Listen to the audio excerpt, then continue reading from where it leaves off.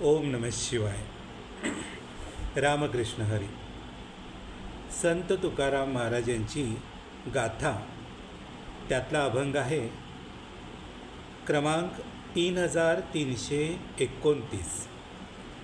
खरोखर म्हणजे प्रत्येक अभंग हा अत्यंत मार्गदर्शक आणि समाजाप्रती प्रबोधनकारक असाच आहे.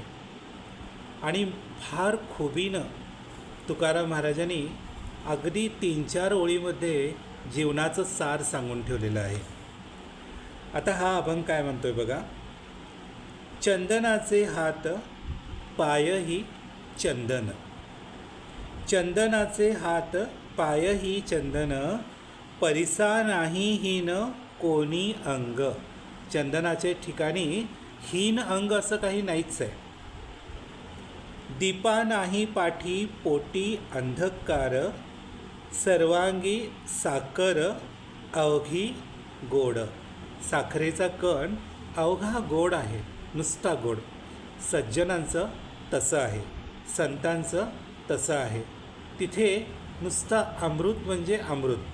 संतांचं सानिध्य, सज्जनांचं सानिध्य हे असं आहे. तिथं चंदनासारखंच सगळं.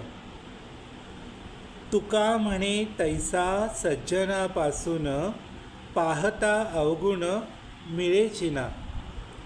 संत असतील, सज्जन असतील, ऋषी मुनी असतील, या ठिकाणी अवगुण शोधायला गेलं तरी तो कधीच सापडणार नाही. इतकं ते परिपूर्ण असं त्यांचं आयुष्य आहे, आपल्याला मार्गदर्शक असं आहे. त्यामुळं सत्संगाचा लाभ हा अगदी प्रत्येक व्यक्तीला होतोच. कोणत्याही प्रकारची व्यक्ती संतांच्या सहवासात येऊ दे, सज्जनांच्या सहवासात येऊ दे, तिला थोडा तरी चांगला लाभ होतोच होतो, असं प्रत्येक संतांनी सांगितलेलं आहे. ओम नमः शिवाय. रामकृष्ण हरी.